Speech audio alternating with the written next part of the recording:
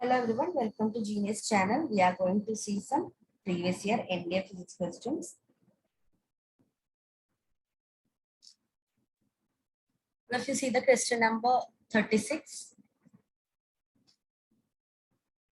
statement 1, potential energy that results from pushing water above mean sea level is transferred to kinetic energy that initiates horizontal propagation of tsunami waves. Second statement, vertical displacement of seawater due to uplift and jerky movements of fault blocks on seabed gives birth to tsunami. Okay, so there are two statements with respect to tsunami. You have to read and you have to say which is the correct statement or whether the statement 2 is the exact reason for the statement 1. Okay, so this is that kind of question. Both the statements, see the options also. Both the statements are individually true and the second statement is correct explanation of statement 1, like that. Okay, so read the question statements 2 times and try to find out the answer. Potential energy that results from pushing water above mean sea level is transferred to kinetic energy that initiates horizontal propagation of tsunami waves. Second statement, vertical displacement of seawater due to abrupt and jerky movements of fault blocks on seabed gives birth to tsunami.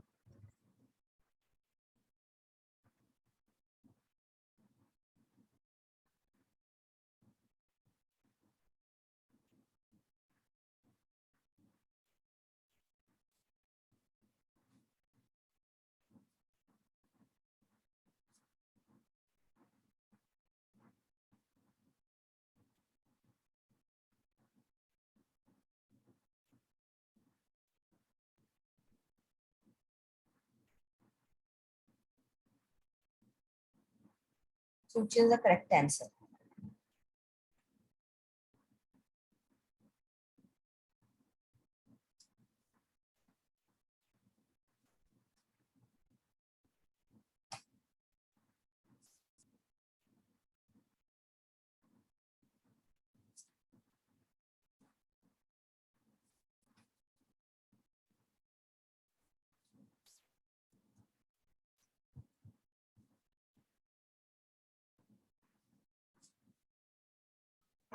The correct answer is both statements are individually true. Both statements are individually true, but statement 1 is not the correct explanation. Statement 2, this is statement 2. But statement 2 is not the correct explanation of statement 1. Okay, so listen, read the question again. Potential energy that results from pushing seawater above mean sea level. And that energy is propagating as horizontal wave, and that is tsunami. That is correct, isn't it? So potential energy that pushes the sea to above sea level, isn't it? Water above sea level, and that will be propagating as kinetic energy and it will be coming out as tsunami waves.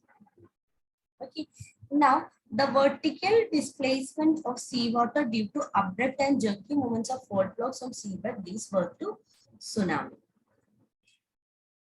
Okay, so that those two statements are individually true. That those two statements are individually true.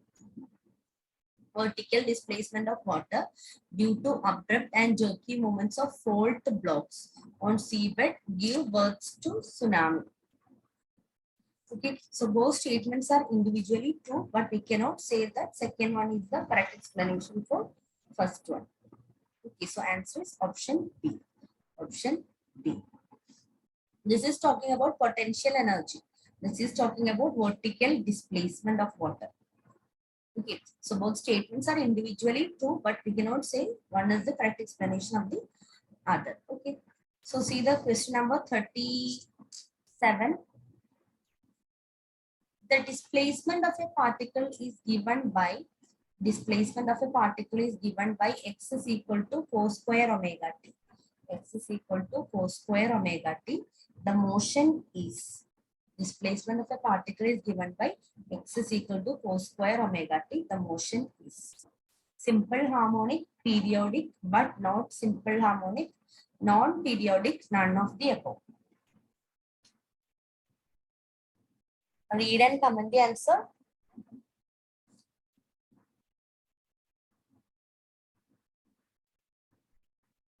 X is equal to cos square omega t.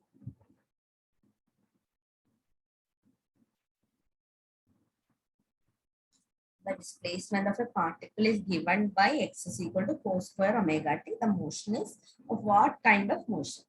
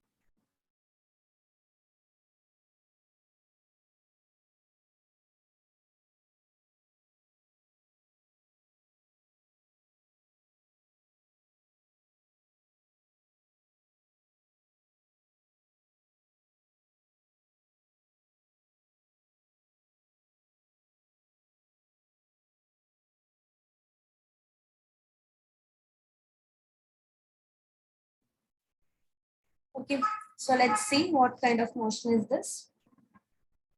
See, x is equal to cos square omega t.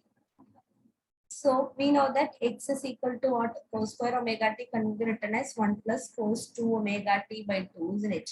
Why? Because we know cos 2x is equal to 2 cos square x minus 1, isn't it? That is 1 plus cos 2x is equal to 2 cos square x. That is cos square x is equal to 1 plus cos 2x by 2. From trigonometry, isn't it? In the max, you're studying equation for cos 2x, isn't it? So from that, I can write cos square omega t as 1 plus cos 2 omega t by 2. That means x minus 1 by 2 is equal to 1 by 2 cos 2 omega t, or it can be written as x is equal to, it can be written as x is equal to what?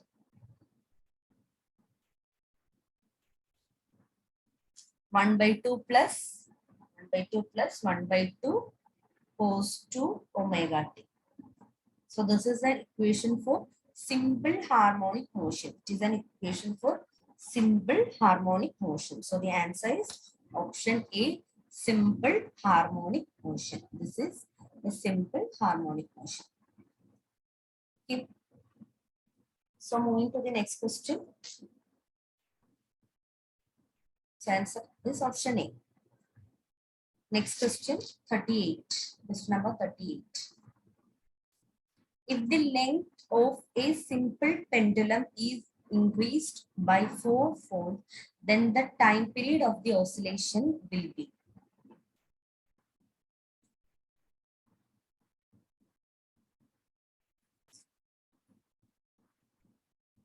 If the length of a simple pendulum is increased by 4-fold, then time period of oscillation will be. All of it try. Options are decreased by 4-fold, increased by 4-fold, decreased by half of the initial value, increased by a factor of 2 of its initial value. Which is the correct answer?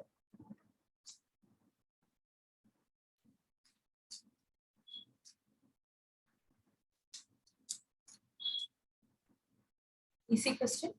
If you know the equation for the time period of simple pendulum, you can solve it. I'll give that.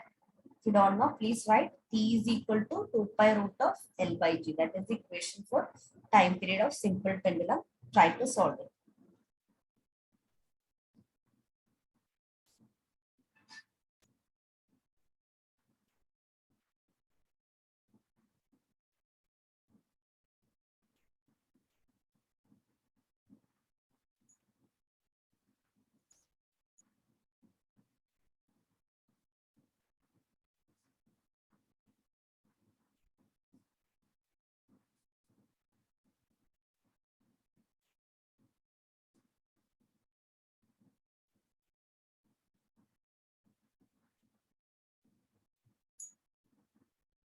Okay, so let's see what is happening now. Length is increased by fourfold. So L is becoming 4L. L is becoming 4L, isn't it? So that means time period T is equal to T dash. New time period is 2 pi root of 4L by G. That is 2 pi into 2 root L by G. Root of 4 is 2. So that is 2 into 2 pi root of L by G. That is 2T. T dash is equal to 2T. You got T dash is equal to 2T. Now see the option. That means time period is increasing twice or by a factor of 2. So it is increased by a factor of 2 of its initial value. So the answer is option D. It is increased by a factor of 2 of its initial value. Okay, or otherwise you can just write like T is proportional to root L. So now what is happening to L? Root of 4L, isn't it? So T dash is proportional to root of 4L. That is 2 root L. That means what? It is increasing by 2 times. Okay. So moving to the question number 39. 39 we have already seen the last discussion. We are going to see 40. Question number 40.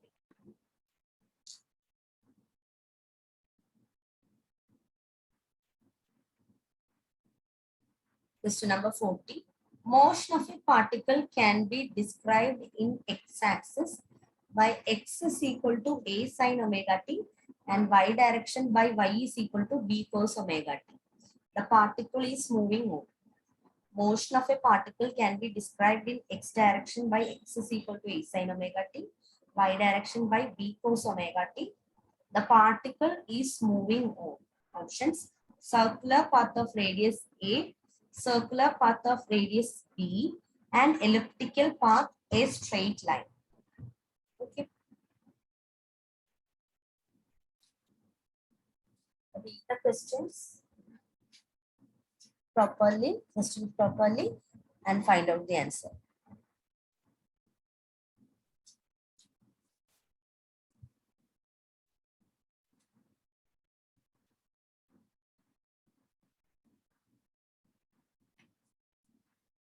Motion of a particle can be described in x-axis by a sine omega t and y-axis by b cos omega t. The particle is moving on.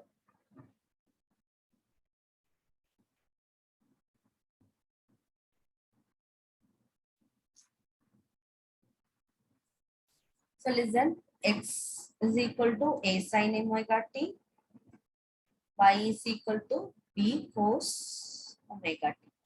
So just square them and add. X square is equal to a square sine square omega t, y square is equal to b square cos square omega t. Add them. So x square plus y square is equal to what?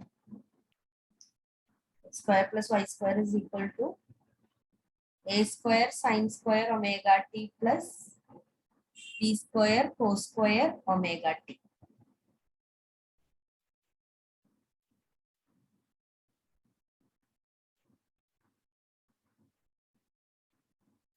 So this can be rewritten as, so if I'm dividing by a square b square throughout by a square b square, I'll get the equation as x square by a square plus y square by b square is equal to 1. What is this equation? This equation is of ellipse. We have studied this in conic section, isn't it? Ellipse in max conic section, remember? This is the equation for ellipse. X square by a square plus y square by b square is equal to 1. So it represents an elliptical path. It represents an elliptical path. Okay. Answer is elliptical path. So moving to the question number 41. Question number 41.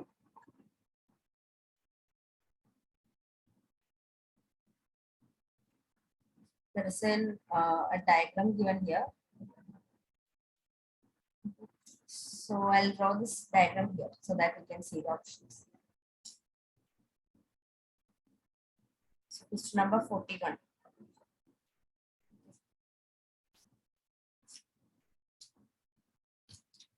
Please, all of you draw the diagram.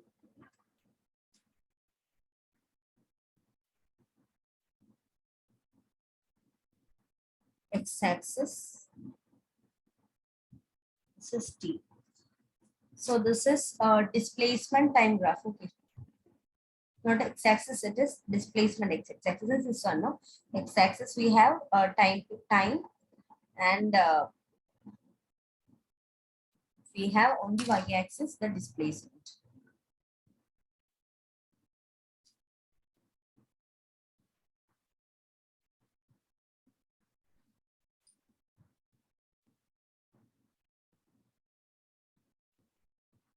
It's going like this. Time, displacement. The displacement time graph given above approximately represents the motion of simple pendulum placed in vacuum, simple pendulum immersed in water, simple pendulum placed in outer space, point mass moving in air.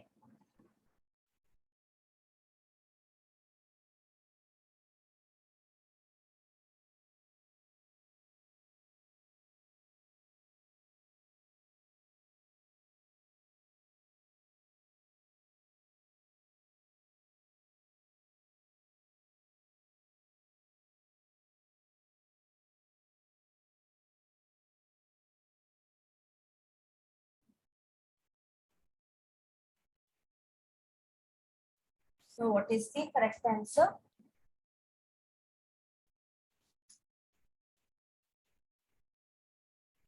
Simple pendulum placed in vacuum, simple pendulum immersed in water, simple pendulum placed in outer space, point mass moving in air. This is the displacement time graph. You have to find what does this represent. Whether it is simple pendulum immersed in water, simple pendulum placed in vacuum, like that. That is the answer.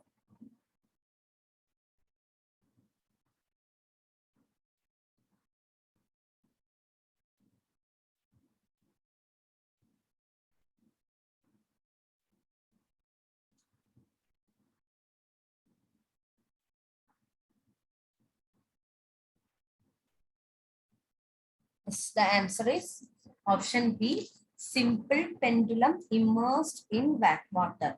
Simple pendulum immersed in water. Simple pendulum immersed in water is the correct answer. Okay, so the displacement time graph given above represents simple pendulum immersed in water. So see the question number 42. Sound waves are similar to the waves. Sound waves are similar to the waves of laser light passing through air generated in a stretched wire by hitting or plucking the wire, generated in a pipe filled with air by moving the piston attached to the pipe up and down, generated by mobile phone towers. Sound waves are similar to the waves of laser light passing through air generated in a stretched wire by hitting and plucking the wire, generated in pipe filled with water by moving the piston attached to the pipe up and down, generated by mobile phone towers. So what is the answer? All of you comment the answers.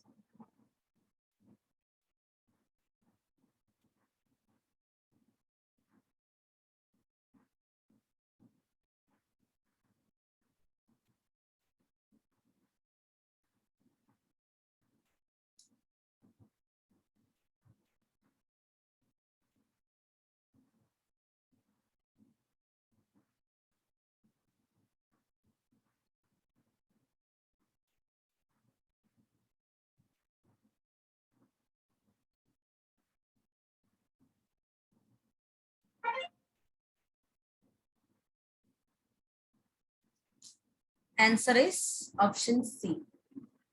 Option C, generated in a pipe filled with air by moving the piston attached to the pipe up and down. See, sound waves will be propagating like compression, rarefaction. Again compression, rarefaction. Then again compression, rarefaction. Okay, so compression, rarefaction, compression, rarefaction, compression. That means at some position the waves are very close, particles are close to each other. At some position particles are loosely arranged, arranged. Okay, so that is similar to the pushing of piston up and down. Okay, so sound waves are similar to the waves generated in a pipe filled with air by moving the piston attached to the pipe up and down.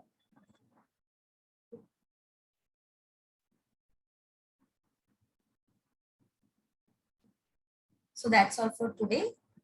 We'll see with more questions in the next class. Thank you so much.